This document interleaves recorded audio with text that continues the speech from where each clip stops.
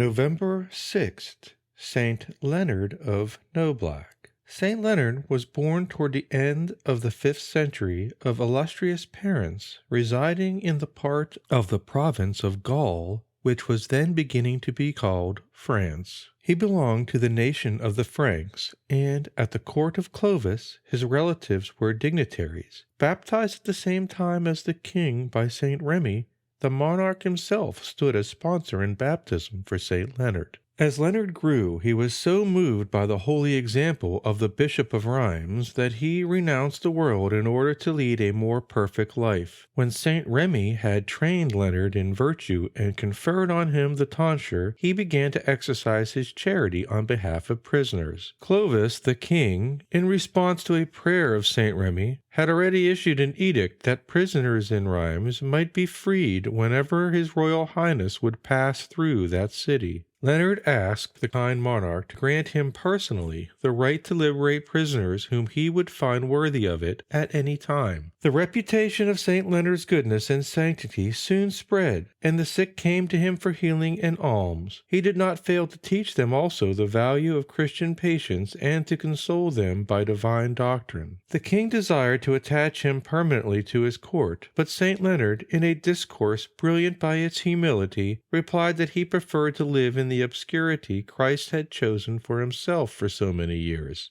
Retiring then to a monastery, Saint Maximin, its abbot, saw to it that he was ordained a deacon, which office he accepted out of obedience, but he did not aspire to any additional ecclesiastical dignities. He recognized that his role was not to remain always in the monastery, and he departed to preach to the pagans of the province of Limoges. He found on a nearby mountain a forested solitude where he decided to remain, and there he built a cell of branches and considered himself rich in the possession of God, joyous in his freedom to devote himself to meditation, prayer, and mortification. He continued to obtain miracles when solicited by the suffering members of Jesus Christ. The spouse of a king living nearby had a successful delivery of a child by his prayers, when her very life was despaired of, and the king in gratitude gave him a part of the forest to dispose of as he wished. He then built an oratory to the Blessed Virgin Mary. 2 disciples joined him in this sanctuary, continuing to pray without interruption when their master went on a pilgrimage to the tombs of the saints. Soon the sick came to Saint Leonard here also, and prisoners who invoked him from their cells saw their chains break before their eyes.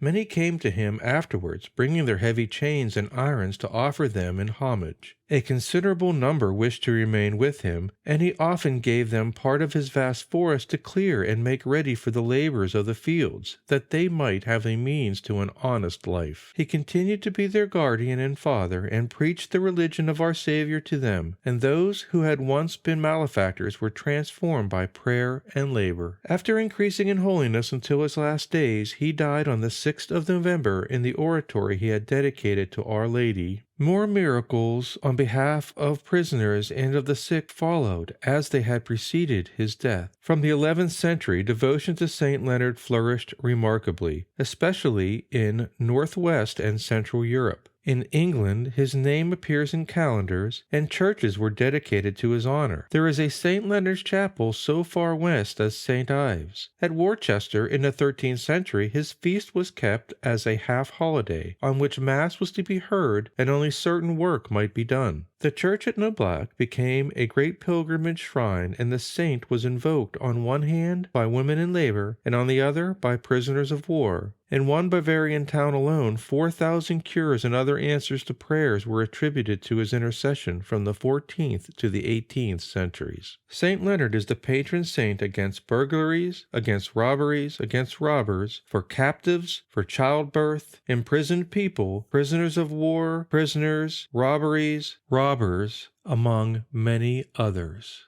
He is usually represented as an abbot holding a chain, fetters, or a lock.